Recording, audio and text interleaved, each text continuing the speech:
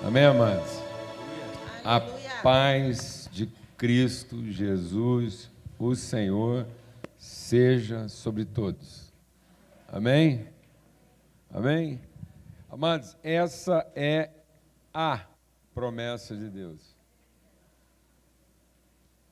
A paz de Cristo guardando as nossas mentes e os nossos corações, para que seja essa paz o juiz, o árbitro. Quem tem que arbitrar nossas decisões não é a circunstância, não é a aprovação coletiva, não são as estruturas, não são as regras. O que tem que arbitrar nossas decisões, tudo na vida, é que o nosso coração está em perfeita sintonia e harmonia com aquilo que é a orientação do Espírito Santo de Deus. Isso não tem nada a ver com tranquilidade. Amém? Não espere uma vida tranquila,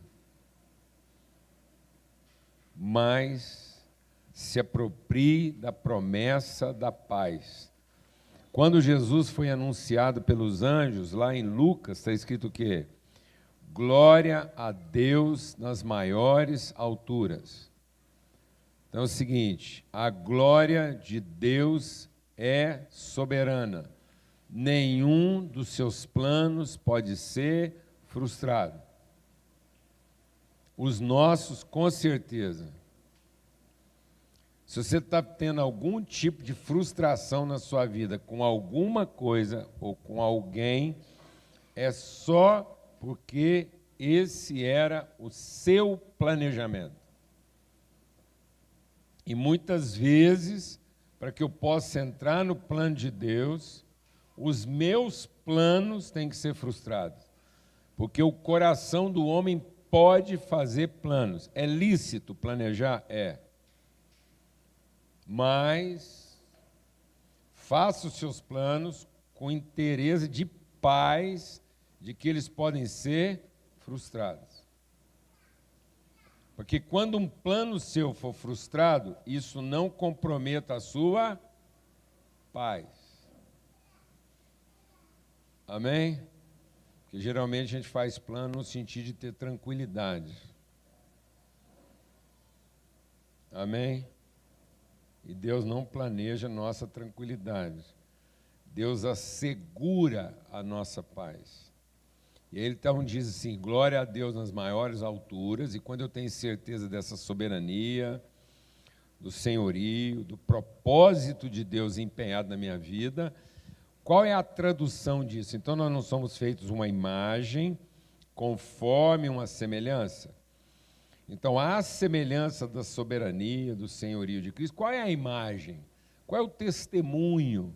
Como é que eu vou evidenciar que eu conheço o senhorio de Cristo na minha vida? É que eu sou filho da paz. Bem-aventurados aqueles que vivem, revelam, manifestam, testemunham a paz, porque serão chamados filhos de Deus. Então, como é que eu posso saber que eu estou diante de um filho de Deus? Porque está sempre em paz. Amém? Glória a Deus, amados. A paz de Cristo guardando nossas mentes e nossos corações, como diz lá em Colossenses, seja a paz de Cristo o juiz, o árbitro das suas decisões. Amém? Glória a Deus. Então, tudo que a gente medita aqui, tudo que a gente conversa aqui, todo o nosso empenho aqui no ensino, é para que a gente, em meditando sobre essas coisas, todo mundo aqui possa herdar, se apropriar, se apossar daquilo que foi a promessa lá quando anunciou Jesus. A glória de Deus se traduz na terra em paz no nosso coração, para todos aqueles que são chamados, todos aqueles a quem Ele ama, todos aqueles a quem Ele se revela, todos aqueles que caminham, todos aqueles que de boa vontade. Ele não prometeu, não, ele prometeu assim, paz e boa vontade. Não, ele prometeu paz aos homens de boa vontade. A minha vontade só vai ser boa se ela for fruto da minha paz.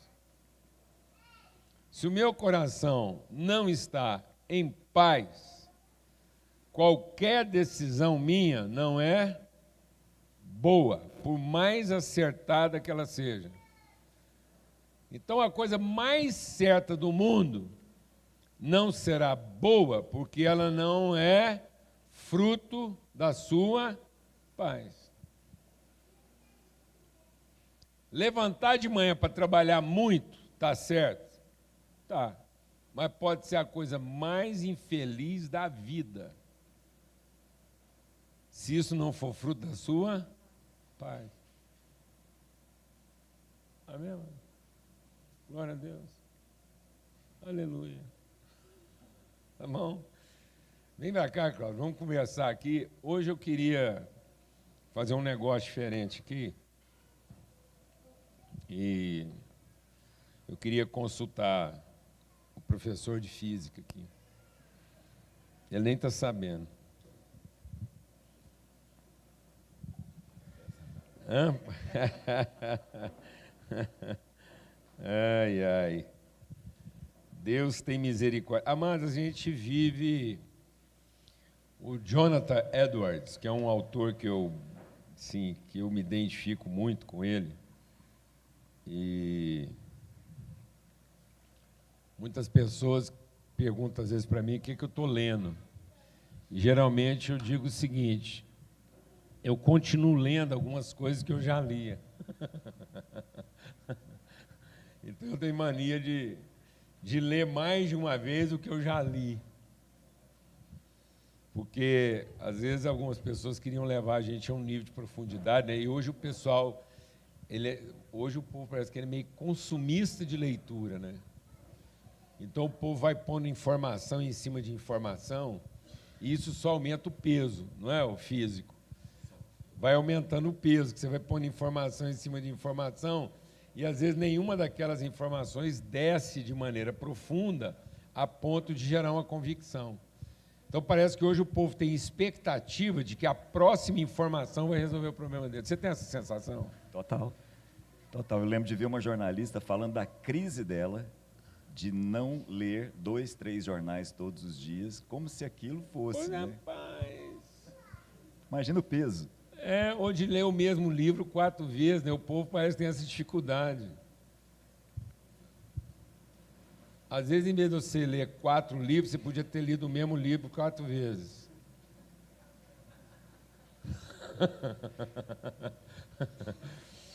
Amém, irmãos?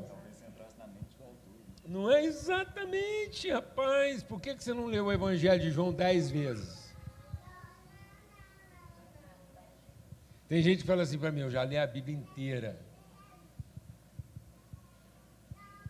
Às vezes você podia ter lido o Evangelho de João 10 vezes enquanto você estava tentando ler a Bíblia inteira, porque pelo menos você ia entrar no coração de João.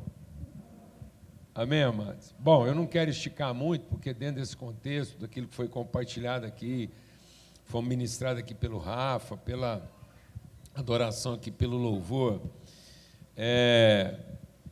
tem um texto aqui que me chama muita atenção, porque fala da família de Jesus, né? Abra sua Bíblia lá, em Mateus. Às vezes a gente está esperando que Deus vai tratar a gente diferentemente. Vamos assim imaginar, assim, ó. A Bíblia diz, deixa o Espírito de Deus ministrar algo no nosso coração aqui. A Bíblia diz que Jesus era unigênito. Então, Jesus foi primeiro filho único. Amém? Amém? Então, ele é primeiro filho único. Então, há uma exclusividade. Depois, ele, lá na cruz, ele deu a vida, entregou o sangue para perdão dos pecados e o Espírito para reconciliação da natureza. Então, agora, a mesma semente genética da qual Jesus foi formado de forma exclusiva, é a mesma semente genética que vai gerar outros filhos e filhas de Deus. Então, agora, nós não somos acoplados. Nós não somos uma associação de devotos de Jesus sendo recebidos por Deus. Nós somos a família de Cristo gerada da mesma natureza genética para sermos os filhos e filhas de Deus. Amém? Então nós não somos uma reunião de devotos de Jesus. Nós não estamos aqui em devoção a Jesus. Porque agora ele não tem mais uma condição exclusiva. Ele era exclusivamente unigênito. E todo o sacrifício que ele fez foi para entregar o Espírito dele para que ele possa ser agora inclusivamente primogênito. Então todos nós comungamos a mesma natureza. Então eu tenho que olhar para a história de Jesus, não para ter um registro histórico do que aconteceu com Jesus, mas para ter um registro pedagógico do que pode acontecer conosco. Amém? Amém? Então, se Jesus, sendo filho de Deus, passou por isso, quanto mais nós que somos seus irmãos. Aí você vai ver onde é que entra a física nisso. Porque às vezes a gente acha que a ciência conflita com a fé. Não. A fé é que dá o verdadeiro sentido da ciência. Sem a fé, sem a revelação, a ciência é nula, porque ela não cumpre o seu verdadeiro propósito. Agora, por que às vezes as pessoas têm uma tendência de ter conflito de fé e ciência? Porque não vê a ciência nos seus aspectos subjetivos, invisíveis, como leis de orientação. E às vezes as pessoas estão tentando buscar na ciência aquilo que ela não oferece, como a fé também não oferece, que são leis de comportamento. E hoje o pessoal está abandonando, deixa Deus ministrar o seu coração, amado. Você tem a sensação de que no meio hoje estudantil, as pessoas estão abandonando a ciência como forma de orientação daquilo que não é o visível, como forma de orientação do geral, para se apropriar de uma ciência de comportamento? Você como professor. Total. Tanto que, no final das contas, depois de tentar ensinar o que quer seja em física, quer seja o que for, a primeira pergunta que a gente ouve é: tá bom, mas me dá uma regra. Exatamente.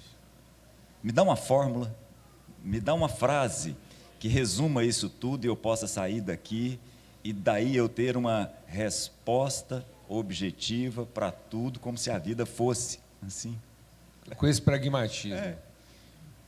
Então, como cientista, então aqui nós vamos fazer uma distinção aqui, que não existe distinção, mas só para vocês entenderem.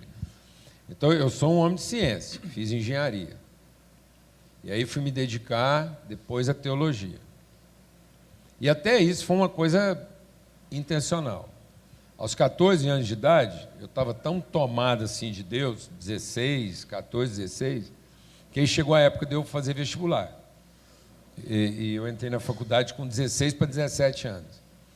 E aí eu fui falar com meu pai, porque eu estava querendo, na verdade, fazer teologia. E eu fiquei assim: eu vou fazer teologia ou vou fazer engenharia? Fui perguntar para meu pai. E ele deu a pior resposta que um pai podia ter dado para um filho na minha cabeça. Ele falou assim: o que você decidir, eu te apoio. Não era isso que eu queria. Não era isso. Você queria uma regra. Eu queria uma regra. E ele não me apresentou uma regra. Te apresentou uma direção. Aí eu tomei a minha primeira decisão vocacional foi científica. Então, eu aprendi lá no princípio que você pode tomar uma decisão científica absolutamente espiritual. Porque eu ponderei ciência e fé. Foi assim: se eu fizer teologia, eu nunca mais faço engenharia. Mas se eu fizer engenharia, eu posso fazer teologia, ciência e fé. Foi fantástico. Então, e aí nós estamos aqui, um homem de teologia que está se dedicando aos estudos, quer aprender, desenvolver, e um homem de ciência. Quanto tempo você tem trabalhado como professor de escola? Você trabalhou quanto tempo? Desde os 17 anos. Eu tenho 53, então 34, né? É isso? Você Não. percebe, eu não estou fazendo perguntas aqui indutivas, você, pelo amor de Deus, nos corrija. E você ficou dentro de um nicho educacional de elite. Você teve o privilégio não estou falando aqui de discriminação social, mas você pôde ser, como professor, alguém que está lá trabalhando com o melhor recurso, acervo, ou seja, nada a desejar para o primeiro mundo lá, que eles chamam de primeiro mundo. Eu vivi nos primeiros anos em que eu dei aula numa escola católica, que naquele momento era a escola que tinha o maior número de alunos, como Goiânia nunca teve até hoje. Uma escola, Colégio Agustiniano, teve 5.000 alunos, uma coisa que até hoje nenhuma escola teve. E, como é uma escola sem fins lucrativos, tinha uma taxa tributária bem diferente. E, de fato, né, o padre tem a questão os padres têm a questão de abrir mão, né, da riqueza. Então, a escola não tinha falta de recurso para absolutamente nada. Dedicação em cima de tudo. Ou seja, ninguém precisava ir estudar no exterior para ter o recurso. Não, absolutamente. Naquele momento, não sei como é que está hoje, mas naquele momento... Tá. Nesses praticamente 40 anos de ensino aí, convivendo com esse meio, você acha que está havendo um emburrecimento da classe estudantil brasileira? Seguramente. Não, mas assim... Eu explico de maneira muito simples, muito simples. Quando nós dois éramos alunos, e uma boa parte de vocês também, o professor que se colocava diante de nós era um veículo de informação. A informação era muito difícil, a informação era muito cara, então eu fico vendo quanto que custava um livro de estrutura metálica dentro da engenharia, quanto que custava um livro de anatomia dentro da medicina. Então era muito caro, a informação era muito cara, as bibliotecas não eram assim tão cheias. O professor que se colocava diante de nós era um veículo de informação, e aí nós anotávamos aquelas informações que o professor passava para a gente, porque aquilo era caro, aquilo era de muito valor. Nós vivemos uma transição. Então, meu filho está terminando engenharia e provavelmente ele não comprou nenhum livro. Ele tem 100% das informações de maneira muito barata a partir daquilo que a internet dá para ele. Muito bem. Então, o professor que se coloca diante dele hoje já não é mais um professor que deve passar informação. Se esse professor... Vocês estão prestando atenção no que está acontecendo aí? Estão me entendendo isso? Havia um professor, o conteúdo era quase que inacessível, então esse professor tinha que fazer uma ponte relacional na transmissão desse conteúdo. Hoje o conteúdo é barato, acessível, qualquer professor serve e não há, muitas vezes, a mínima relação entre um e outro.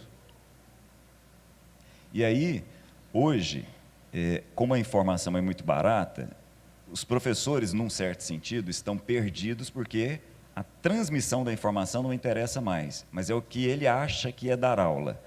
E o aluno olha para aquilo e fala, não faz sentido, porque eu abro o meu computador e eu tenho essas informações e todas as outras que eu quiser. E se ele não gostar do que ele está recebendo, ou achar que está pouco, vou falar para você como é que acontece. Ele faz assim, ó.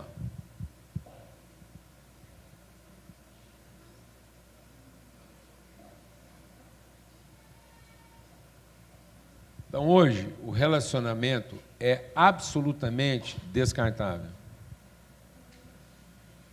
Não conta a relação, não há compromisso.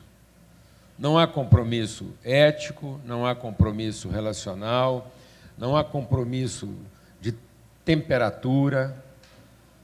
Então, isso está produzindo um emburrecimento. as pessoas estão ficando estúpidas. E aí, estúpidas nos dois sentidos. Estúpida no sentido de falta de conhecimento e estúpida no sentido da grosseria, da deselegância, do trato. Quando Paulo deu uma orientação prática, para o Timóteo, para o aluno dele, quando ele estava explicando para o aluno dele lá, o principal aluno dele, a primeira orientação prática que ele deu, diz assim: você vai ser um exemplo no trato, na forma de tratar as pessoas. Então, hoje, zero compromisso interrelacional. Porque nós estamos tão preocupados em adquirir a informação que nós estamos emburrecendo naquilo que dá sentido à ciência, que é o espírito, que é a fé. Porque a gente colocou isso em campos distintos. Então, nós não estamos apropriados daquilo que é o invisível da ciência. A ciência não regula comportamento. A ciência não vai ensinar para você a como dirigir. A ciência vai alertar você que dirigir em alta velocidade, num piso escorregadio, com os pneus careca, pode ser prenúncio de morte. Então, ela não vai te dar uma orientação prática. E agora, nós estamos formando pessoas mecânicas, robotizadas. Elas não têm a mínima percepção de ambiente geral. Elas não sabem nada do que, como elas vão se posicionar se o ambiente não for favorável a elas. Totalmente fragilizadas para os confrontos relacionais. Impotentes. E aí eu vou voltar lá no texto, porque... Mateus. Não, lá em Lucas. Lucas. Desculpa, é Mateus mesmo. Depois vamos lá para Lucas. Mas aqui em Mateus, diz assim, ó. A gente estava lá em Mateus.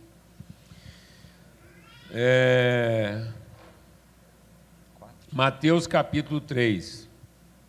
Capítulo 2, a partir do verso 13. Depois que os magos foram embora, um anjo do Senhor apareceu em sonho a José e disse: levante-se, tome o menino e sua mãe e fuja para o Egito.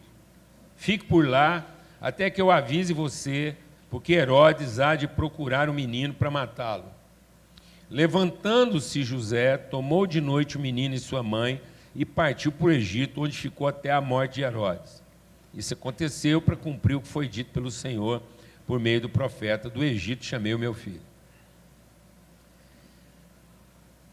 O que o Egito representava na memória hebraica? Escravidão. Que depender de alguém pode escravizar você. Então, o Egito era um misto de necessidade e autonomia. Alguém está entendendo o que eu estou falando aqui? Então, a gente vê a vida nesse conflito. Eu preciso, mas não posso depender. Alguém está entendendo o que eu estou falando ou não? E aí nós estamos inculcando na cabeça dos nossos filhos: ó, você precisa disso, mas cuidado que isso pode te aprisionar. Isso vai gerar ansiedade. Porque ele tem que ter um certo controle das coisas, porque ele tem que conquistar isso a qualquer custo, porque ele precisa. Mas, ao mesmo tempo, ele tem medo do que aquilo pode causar na vida dele. Então, ele está sempre preocupado com o dia de amanhã, porque ele vive num mundo que é o Egito, onde ele tem uma relação de dependência física, mas aquilo pode escravizar ele. Então, ele tem que ter essa coisa meio, esse dilema. Eu preciso, mas eu tenho que ter o poder de, ao precisar, não ficar refém.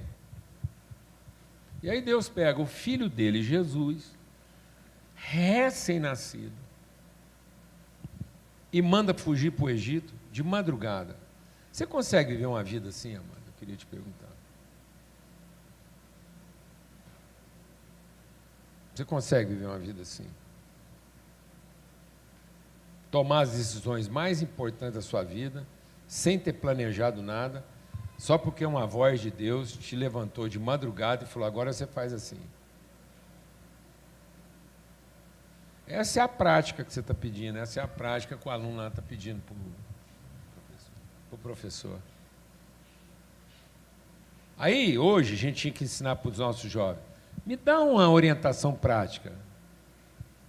É o seguinte, esteja preparado para acordar de madrugada, tomar a decisão mais importante da sua vida, sem aviso prévio, e acreditar que aquilo que pode escravizar momentaneamente é aquilo que vai te proteger, mas não tem o poder de te reter. Não, espera aí, que é muito conceito ao mesmo tempo. Amém, amados?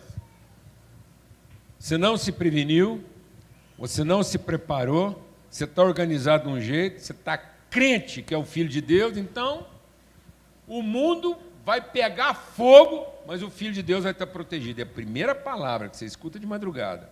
Depois do seu filho ser homenageado, é fuja. Para onde? Para o Egito. Para quê? Não, porque eu só preciso cumprir uma promessa. De que o Egito não será capaz de aprisionar você, porque é de lá que você tem que vir. Você precisa romper essa barreira intelectual na sua vida, você precisa romper essa barreira emocional. Então, amados, as leis físicas não são leis de comportamento, são leis de movimento. Então, Deus não vai te conduzir satisfazendo a sua carência de solução. Deus vai te conduzir te dando orientação. E essa orientação vai vir passo a passo. Então esteja preparado para ser orientado. Uma pessoa bem resolvida não é uma pessoa que sabe tudo que ela vai fazer nos próximos 10 anos. Uma pessoa bem resolvida, ela sabe o seguinte, independente de eu não saber o que eu vou fazer amanhã, esse é o caminho. Interessa o que você está fazendo. Então, as leis da física são para orientar o quê? Eu posso dar um exemplo? Claro, assim? A conversa é para isso. Estou vendo o Gustavo é para a gente ali. salvar no sentido assim, porque a gente não estamos esperando a nossa vida, que a ciência vai dizer assim para você, pula, não pula, faz, não faz. Não, a ciência vai dizer para você o seguinte, se pular, você cai. Ou voa.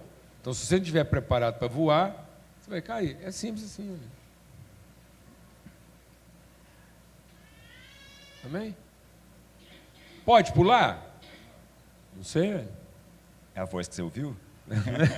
Pode pular? Porque se você ouviu a voz que pode pular, certamente você está preparado para voar.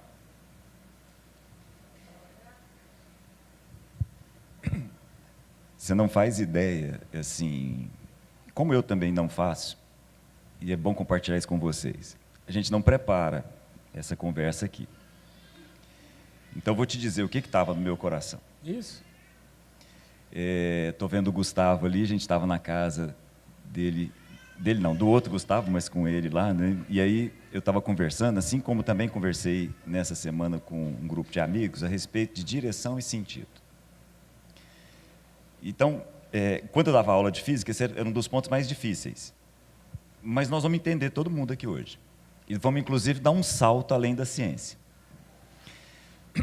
Pensa, coloca na sua cabeça a imagem de uma flecha. Imaginou uma flecha? Azul. Por que azul? Só para ter certeza que você está imaginando a flecha mesmo aí na sua cabeça. A linha da flecha corresponde à direção. A seta que está na ponta da flecha corresponde ao sentido. Ok? Então, pensou uma flecha. A linha corresponde à direção. A seta na ponta corresponde ao sentido. Então, eu vou fazer uma pergunta para vocês. Não responde, não, só pensa. Se eu disser para vocês assim, vertical, eu estou falando de direção ou estou falando de sentido? Direção. porque pode ser vertical para cima e pode ser vertical para baixo. Então, a direção é vertical, o sentido pode ser para cima, o sentido pode ser para baixo. Se eu disser para vocês assim,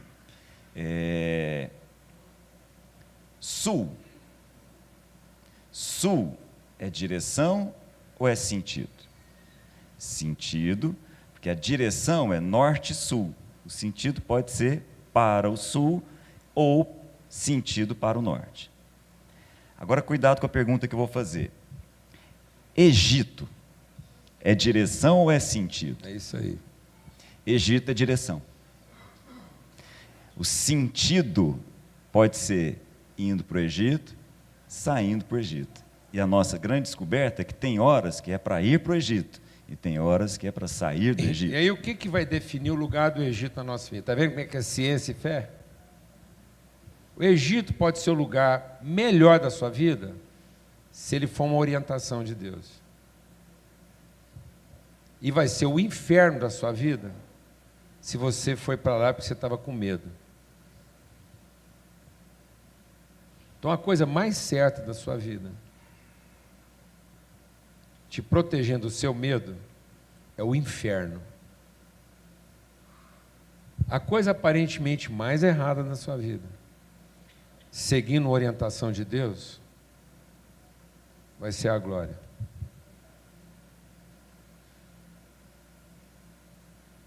Porque ninguém mandaria um crente para o Egito, porque na cabeça de qualquer religioso, isso seria uma coisa o quê? Errada. Mas pode estar cumprindo o quê? Um propósito. Porque agora direção e sentido se encontraram. E não ir para o Egito, que poderia parecer uma coisa mais certa do mundo, poderia representar o quê? A morte. Então hoje, os filhos dos crentes estão tendo uma relação de enlouquecer qualquer cidadão. É de enlouquecer. Nossos filhos estão ficando neuróticos, estão ficando perturbados. O Brasil é campeão mundial de ansiedade. O Brasil foi considerado o terceiro pior lugar do planeta de saúde mental. Agora eu vou te falar uma coisa que vai te chocar. Você sabe qual é o pior lugar do mundo de saúde mental? Você sabe, não? Você vai pirar agora. Reino Unido.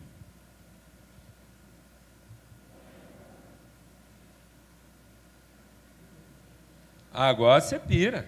Sabe qual é o segundo pior lugar do mundo de saúde mental?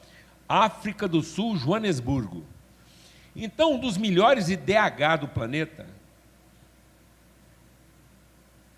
IDH, Índice de Desenvolvimento Humano. Então, um dos melhores ambientes de segurança, estabilidade. Eu morei no Reino Unido. Eu morei no Reino Unido, seguinte, um ônibus coletivo,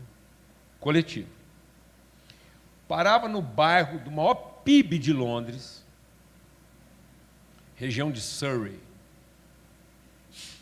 É a maior concentração de renda em torno de Londres. Aí o ônibus coletivo parava, eu estava lá no ponto, morando numa casa emprestada,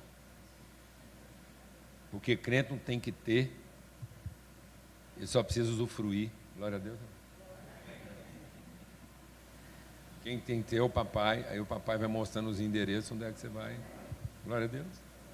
Aí eu estava lá, eu parava no ponto de ônibus, vi um vizinho meu, ponto de ônibus, cara montado. Primeiro, um cara muito rico, estava pegando o quê? Ônibus coletivo. Aí ele vinha com o andador dele. E eu me vendo. Eu tenho que aprender com esse cara, que é para lá que eu vou. Aí ele... Sonho de consumo. Foi, pelo amor de Deus, morar num lugar onde é que você vai de andador. E o ônibus parado. Esperando ele. Sabe qual é o detalhe do andador dele? Uma vareta, com a bolsa de soro. Pira, doutor. Ele embarcava no ônibus, todo mundo esperava, ele injetado com medicação, na veia. Você consegue imaginar uma cena dessa como médico? Eu via isso 3 vezes por semana.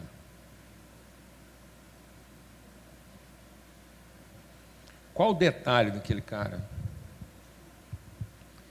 Solidão absoluta.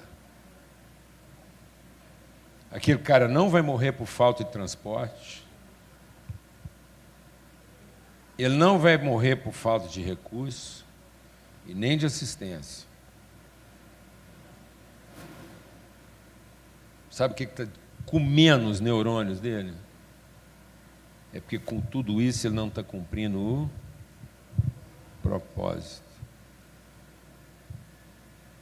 Que é viver em comunhão.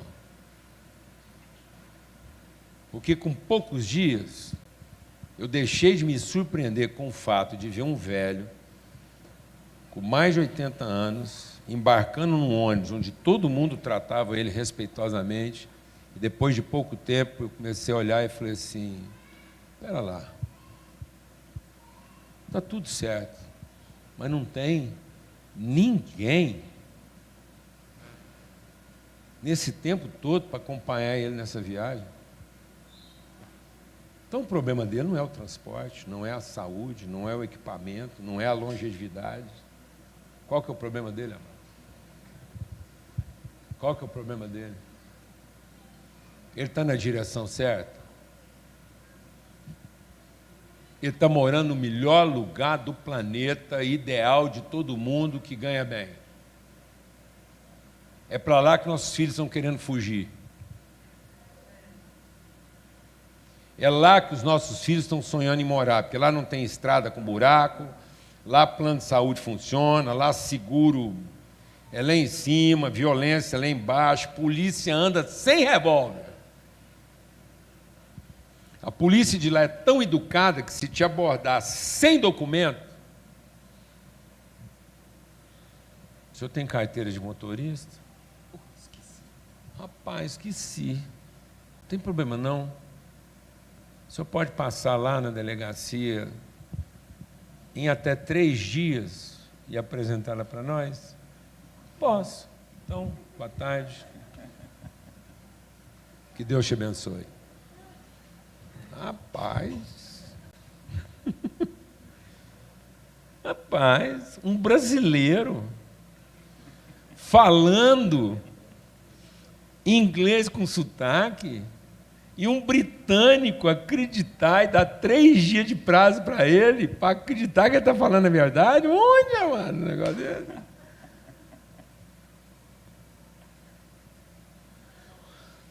O pior ambiente do mundo em saúde mental. O povo está ficando doido. Berço de ciência. Casa do Isaac Newton. Não, do Isaac Newton, como é que chama o cara lá do rádio, da televisão, Thomas Edison. Tesla. Ciência, amados. E berço da reforma protestante. O que aconteceu, amados? É que lentamente aquilo que é berço do pensamento tal, foi entrando para o universo do quê? Das regras. Aí Deus vai lá e fala em Éfeso. Fala para a igreja de Éfeso, a igreja mais evoluída do Novo Testamento. Sei das tuas obras, sei das tuas doutrinas. Ele começa com obra. Sei que você é impecável naquilo que você faz. Sei que a sua doutrina é sem correção. Sei que você é zeloso da fé para saber quem está lá mentindo ou falando a verdade. E sei que você resiste a toda pessoa fraudulenta. Só tem uma coisinha que está bagunçada na vida de vocês. Os afetos não contam. Esse é o propósito. E aí, para a gente viver os afetos, nós temos que aprender a ser guiado pelo Espírito Santo, Cláudio. Meu Deus! Jesus não prometeu que iria... Ele foi embora e falou assim, você vai ter o Espírito Santo, e em cada momento da sua vida, Ele vai te ensinar. E parece que as pessoas não estão querendo isso, elas estão querendo se antecipar. Elas estão querendo se prevenir. Deixa o Espírito de Deus ministrar o seu coração aqui essa manhã. A ciência não previne. Você acha que a ciência previne? Porque ela orienta. Então, quem anda de acordo com a orientação está se prevenindo. Mas ela não é previsível.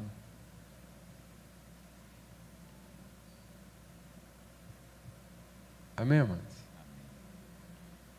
Não é previsível. Você pode se orientar.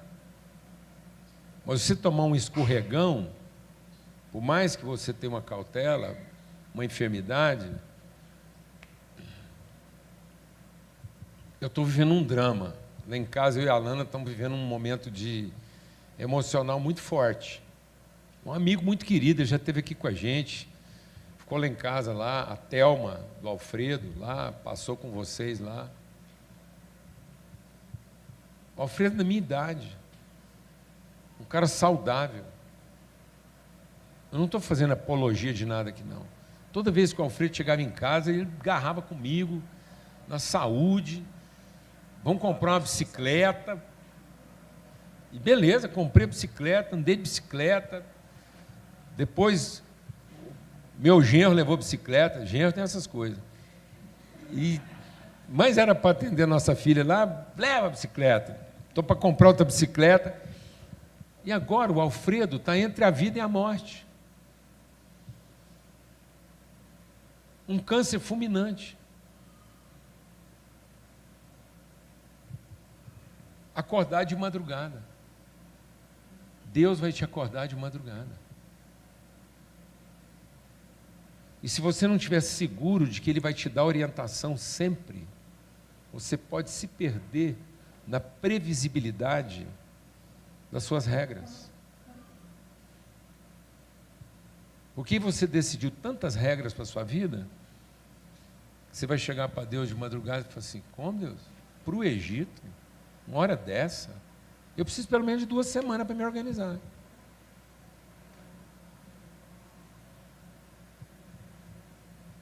Sou filho do Senhor. Eu não vou sair daqui como quem está fugindo. É isso mesmo. Hã? É isso mesmo. Mas é isso mesmo. Existe lei física até para quem está fugindo. Não é porque você está fugindo que você vai ultrapassar os limites de velocidade. Então, naquele momento, a fuga não era a fuga de quem está com medo. Era a fuga de quem está sendo o quê? Orientado. O que está faltando na sua vida não é decisão. Não é ajuda.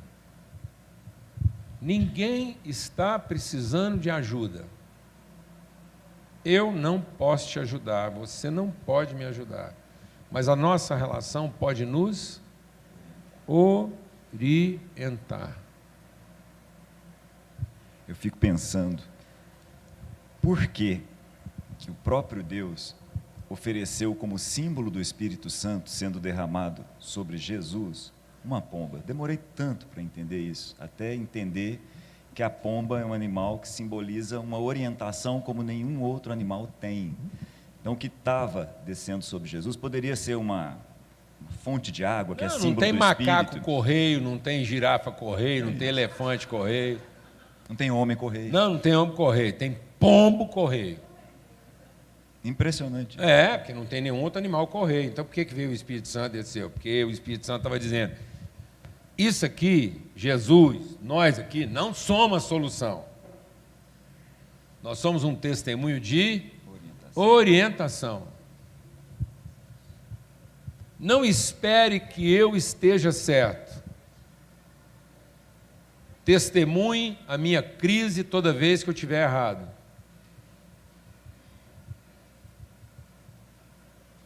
Não quero garantir para vocês aqui que eu vou estar certo.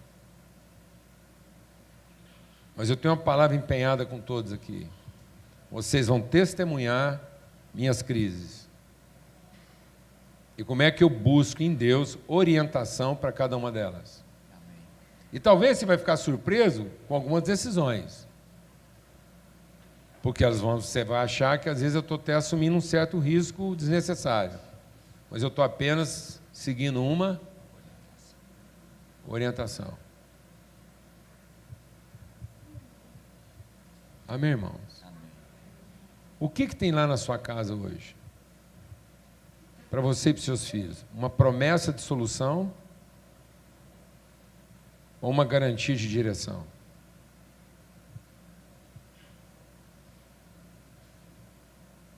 Seus filhos estão aprendendo com você a serem resolutivos ou a serem bem orientados? Seus filhos percebem a segurança que você tem nas coisas que você faz? Ou ele percebe a segurança e a paz que você tem, mesmo quando tudo que você faz não está funcionando como devia?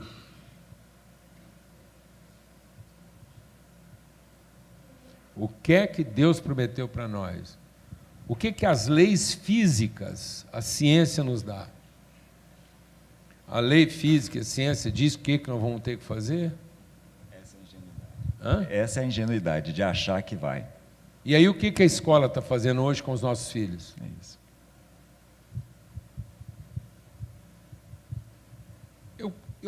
Eu aposto com você. Nós vamos fazer uma aposta aqui. Não precisa valer dinheiro, não. Pode valer uma comida que você vai ganhar, porque hoje eu estou comendo tão pouco que qualquer tanto que eu apostar com você, você já ganhou. Então, pode apostar comigo, um prato de comida. Eu aposto que a maioria dos nossos alunos hoje não tem noção pedagógica, filosófica, do que representa uma lei da gravidade. Aposto com você. Aposto com você. Pega um aluno hoje, de 25 anos, e pede para ele filosofar em cima de uma aceleração de massa.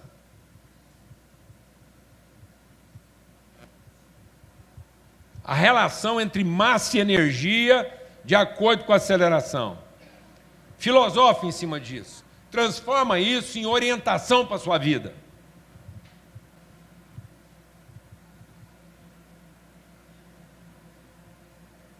Quanto mais você sobe, quanto mais você sobe, maior o potencial da sua desgraça. Quanto mais rápido você desce, maior a sua capacidade de trabalho. Vou repetir, porque às vezes você não escutou. Quanto mais você sobe, maior o seu potencial de desastre, que é energia potencial. Energia potencial acumulada. Continuar subindo, maior a possibilidade do desastre ser grande. Quanto mais rápido você desce, maior a sua capacidade de trabalho. O que nós estamos ensinando para os nossos filhos? Subir, subir, subir, subir e nunca descer. Sendo que nós tínhamos que ensinar para os nossos filhos o quê? Toda semana, meu filho, você começa subindo, mas tenha certeza que você vai terminar a semana o quê?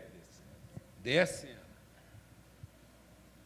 Você sobe até lá para quarta-feira e arruma um jeito rápido de descer até sexta-feira. Você não terminar o sábado com nenhuma energia potencial. Você ter transformado todo o seu potencial em energia de trabalho. Então, domingo você ganha a revelação, sobe até quarta-feira, e quarta-feira você sai correndo para quê? Para descer tudo que você tem para descer, até sexta-feira. Porque aí sábado você descansa, sabendo que você transformou todo o seu potencial em trabalho. Meu Deus! Aí nós pegamos uns carão hoje, que sexta-feira é para quê? Hoje é sexta-feira! Aí ele vai pá, pá, pá, para conseguir entorpecer uma mente ansiosa, porque ele está morrendo de medo da próxima segunda, e ele tem que, no mínimo, amanhecer sábado bêbado, para conseguir encarar a vida. Mas como é que ele vai sobreviver bêbado? Não tem problema não. Domingo ele vai na igreja, lava os trem com Deus, e quem sabe Deus salva a semana dele a partir da próxima segunda. Não, Amanda, aqui não é lugar para consertar nada não.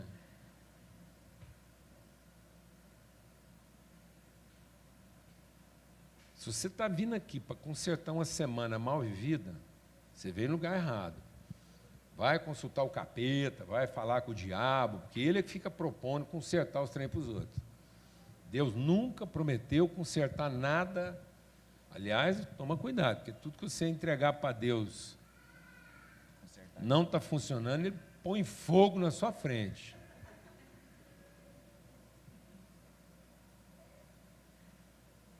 Amém, irmão? Aí você vem aqui para quê, mano? Para ser orientado. Com ciência, com conhecimento, com espiritualidade científica, com ciência espiritual, entendendo como é que as coisas funcionam. Aí entendeu como é que as coisas funcionam? Concluindo o exemplo, fala para nós sobre vetor. Vetor é uma relação direta entre direção e sentido, não é? Perfeito, seguramente. Então, força, velocidade, trabalho, energia, podem ser expressos na forma de quê? Trabalho, força, velocidade, força e velocidade. Se força e velocidade e distância estão lá na forma de vetores, o trabalho é um resultado vetorial. Ok. Não é? Beleza. Então, ainda que trabalho não tenha uma expressão vetorial, eu vou poder medir a eficácia de trabalho a partir de uma relação vetorial. Certo?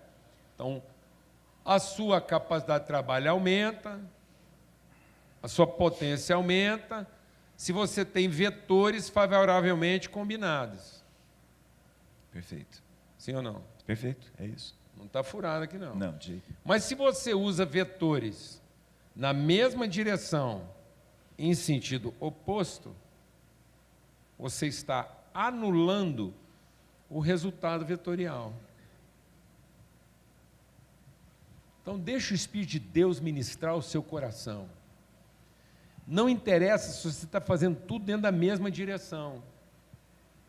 Não interessa se eu estou fazendo aquilo que está direcionado por Deus. Então, Deus deu uma direção. Certo? Me corrige aqui. Perfeito. É ciência. Eu não estou falando aqui de reza. Estou falando aqui de ciência. Deus te deu uma direção. Certo? Mas, se você pegar a direção que Deus te deu e usar isso num sentido oposto, você está anulando a eficácia da direção que Deus te deu.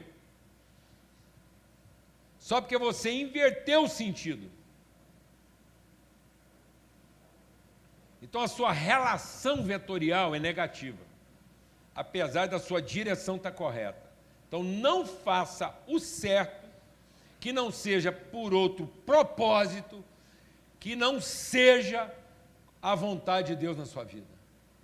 Não pegue o certo que Deus te deu para salvar você, porque essa será a forma mais rápida de você se destruir. Não pegue nada que Deus te orientou e use no sentido de tirar algum benefício pessoal, porque essa será a sua forma mais rápida de destruição. Se o seu vetor estiver um pouquinho inclinado, ainda que no sentido oposto, ele te prejudica menos. Então, faça uma coisinha, se você tiver que dar uma mancada assim um pouquinho desviado do certo, porque você vai ser menos, você vai ser destruído mais lentamente. Porque se você estiver certinho mesmo, com a direção que Deus deu, mas num sentido oposto, aí sua destruição vai ser rápida, é quase fulminante. Um pouquinho desviado, a destruição é mais lenta, dá tempo de arrepender. Certo ou não? Certo. Posso dar um exemplo? Claro, é para isso que nós estamos conversando. Eu sempre me marcou muito o discurso de Paulo em Atenas, quando ele diz assim: Deus não habita em templos feitos por mãos humanas. Mas, ao mesmo tempo, o Deus de Paulo, o Deus de Abraão, é um Deus que falou assim: eu quero que vocês façam um templo.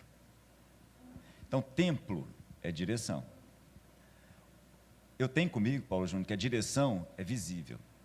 O sentido é que é invisível. É invisível. Então, o trabalho. Está vendo? É por isso que a fé vai dar sentido a uma ciência. Aí o povo está pegando a ciência hoje só no seu sentido, na sua expressão, o quê? Visível. Visível. Trabalho é direção. É direção. Família é direção. Agora, o propósito disso é o sentido. É isso. É o invisível. Então, vou te falar uma coisa. Não tem nada te corrompendo mais rápido do que o seu certo no propósito equivocado. Então, o diabo não vai te tentar com o seu errado. No seu errado, o diabo não precisa participar, porque o seu errado é fruto da sua ignorância. Então, é preferível um pouco de ignorância.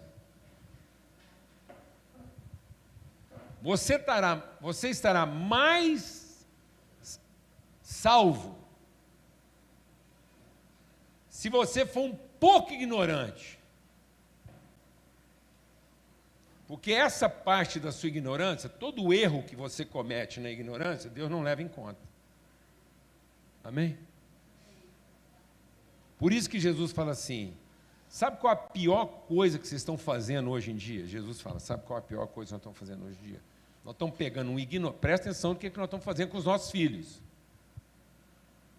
Tudo que eu estou falando aqui, para quem tem mais de 40 aqui, é o seguinte: tem salvação para nós, mas a gente não precisava complicar tanto a vida dos que estão vindo depois de nós. Entendeu, meu irmão? Você está com quantos anos? Ajuda nós. Ajuda. Faz as perguntas que a gente não quer escutar. Incomoda, perturba, puxa. Ajuda nós, para que a gente não continue oprimindo você.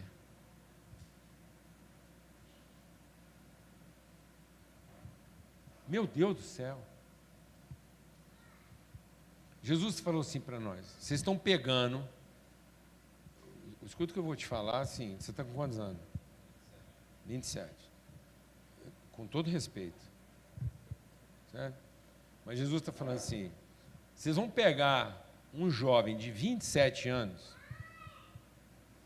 na ignorância dele, não estou te chamando de ignorante, não. Eu estou dizendo que você é. É diferente. Entendeu? Não é, porque se eu estivesse chamando, podia ser um xingamento, uma coisa, mas agora dizendo que você é só para você entender a sua própria ignorância. Então, aí a gente pega um ignorante e transforma ele num prosélito. Sabe o que é um prosélito? É aquele cara que você vai treinar ele a acreditar que as práticas dele, o comportamento dele, as regras dele é que vão salvá-lo. Esse cara agora ficou 2 vezes pior do que um ignorante, porque agora ele tem uma ciência fora do seu propósito, do seu sentido. Meu irmão, vou falar uma coisa para vocês. Converter um jovem hoje, 30 e poucos anos, filho de crente, é a coisa mais difícil do planeta. Porque se ele fosse um ignorante possesso de um demônio, era mais fácil. Se você expulsava o demônio, ele estava livre. Mas não. Ele não é um ignorante possesso de um demônio. Ele é um sapiente escravizado de uma fortaleza mental. Porque ele se acha crente. Ele tem uma crença dentro dele. E ele aprendeu essa crença muitas vezes em casa, que é o que ele faz que vai fazer toda a diferença na vida dele.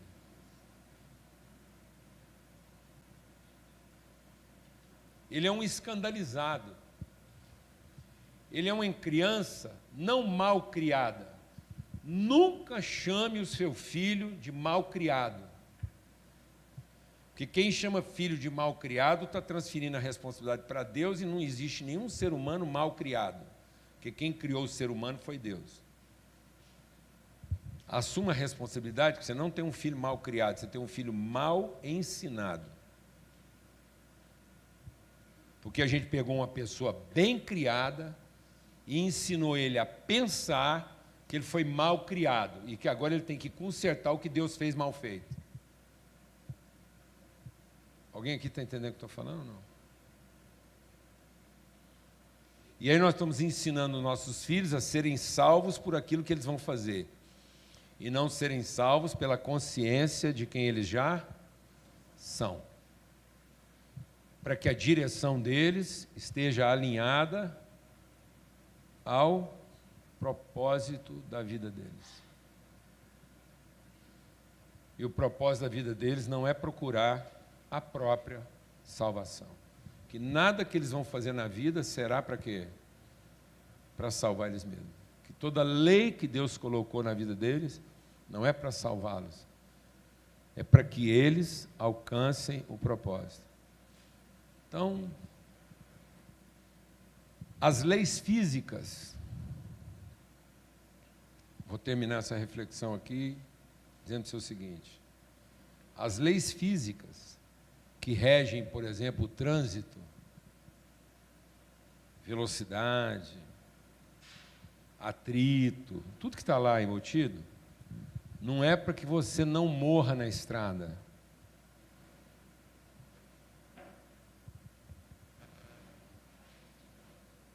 Amém?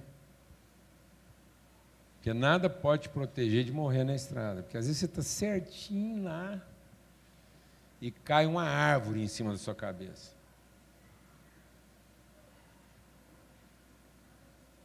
E um urubu entra pelo seu para-brisa. Eu estava certinho.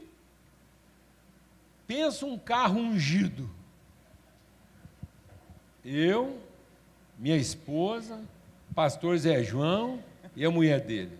Ele era pura unção, revelação. Nós estávamos vendo o céu, o anjo subindo e descendo.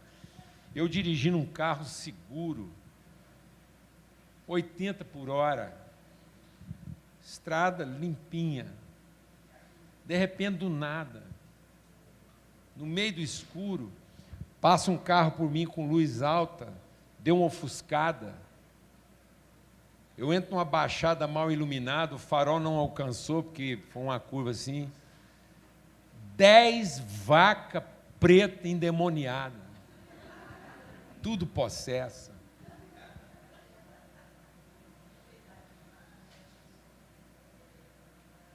Uma delas bateu de frente comigo, assim, a outra bateu em cima da lana, assim. 3 morreram na hora. Pra você ter noção da gravidade do acidente. Não é suficiente fazer tudo certo. Deus nunca te garantiu que fazendo tudo certo vai estar tudo certo. Mas Ele te garantiu que você vai chegar ao seu destino.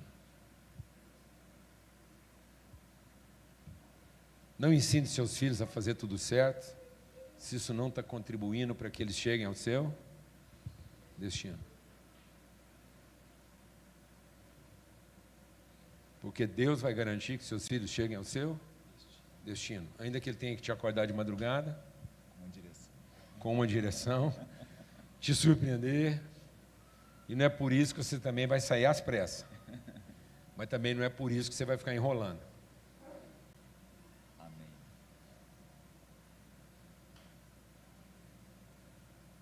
Porque na pressa você pode derrapar e enrolando você pode ser surpreendido por aquilo que Deus quer te poupar. Então não corra, não enrola, mas obedeça a orientação de Deus.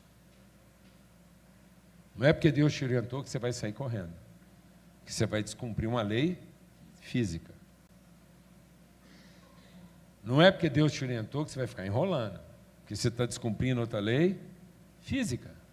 É ciência, pura ciência. Glória a Deus, amados. Vamos ter uma palavra de oração. Ninguém aqui está precisando de ajuda. Todos nós estamos precisando de quê? Orientação.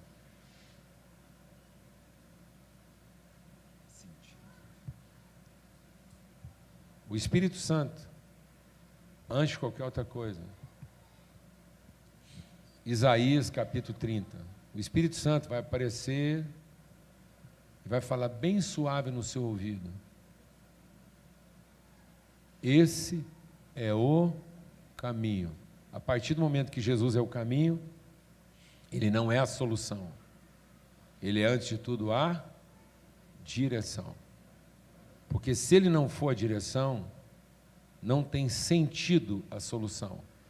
Estar buscando a solução fora da direção pode ser a nossa perdição. Na mesma direção.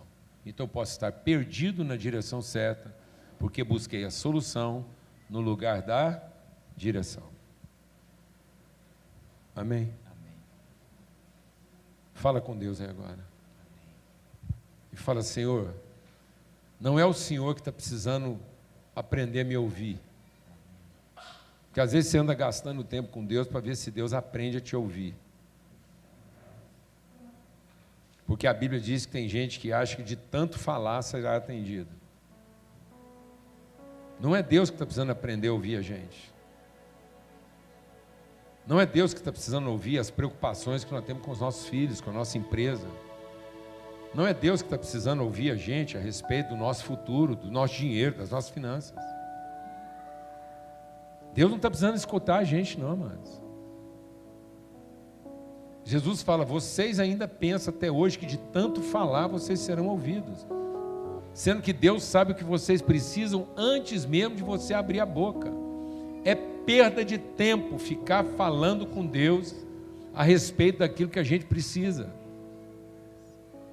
Porque não é Deus que está precisando aprender a nos ouvir. Somos nós que estamos precisando aprender a ouvir Deus. Como um pai. Deus não está precisando ouvir você a respeito dos seus filhos. Nós estamos precisando ouvir Deus a respeito dos nossos filhos. Não gasta mais um minuto falando com Deus das preocupações que você tem com os seus filhos. Mas senta para ouvir Deus a respeito das promessas que Ele tem a respeito dos seus filhos. Não fique explicando para Deus as dificuldades que você está tendo na sua empresa. Ele sabe antes de você abrir a boca. Mas senta lá e fala assim: Deus, revela para mim o propósito do Senhor na minha empresa. Que eu estou precisando de uma direção. Eu sei o que fazer. Sempre soube o que fazer. O que eu tenho que fazer, eu sei. Mas o que eu estou precisando mesmo é de direção. Sua casa não está precisando da habilidade de quem quer que seja. Nunca precisou. Não é de ajuda. O que nós precisamos, Deus sabe, antes da gente abrir a boca.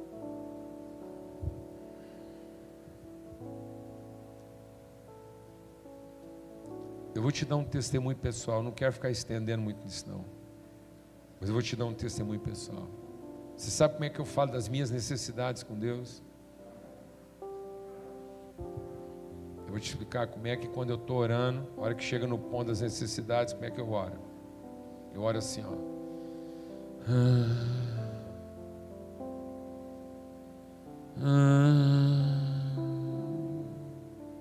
Se você um dia me ver orando e eu estou lá assim, eu estou falando das minhas necessidades.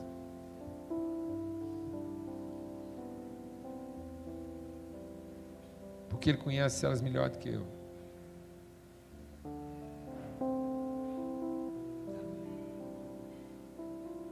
Cláudio, minhas necessidades eu não tenho que explicar para Deus.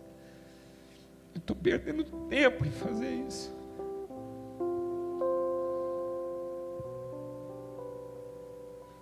Sobre as suas necessidades, você geme. Porque Ele é seu Pai. E no seu gemido Ele sabe do que você precisa melhor do que você. Para a vida, você conversa.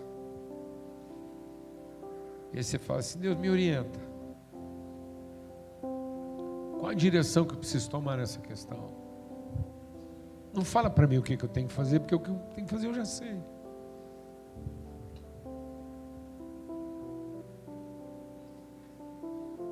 E às vezes você vai ser surpreendido. O dia que você parar de querer ser previsível.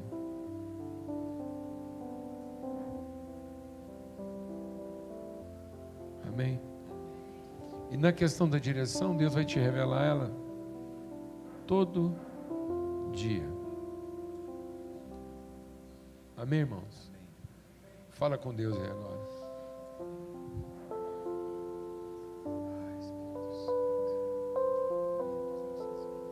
Fala para Deus aí agora, minhas necessidades o Senhor conhece. Nós não temos nem que conversar sobre isso. O que eu estou precisando mesmo na minha vida hoje, Pai, é da sua direção. Eu não estou precisando saber o que, mas eu preciso desesperadamente saber para onde. Onde o Senhor quer me levar? Em que lugar o Senhor quer me colocar? Onde o Senhor quer chegar com a minha casa? Eu não quero nunca mais conversar com o Senhor pedindo para eu não morrer no caminho. Eu quero agora o tempo todo conversar com o Senhor para que eu consiga chegar ao meu destino.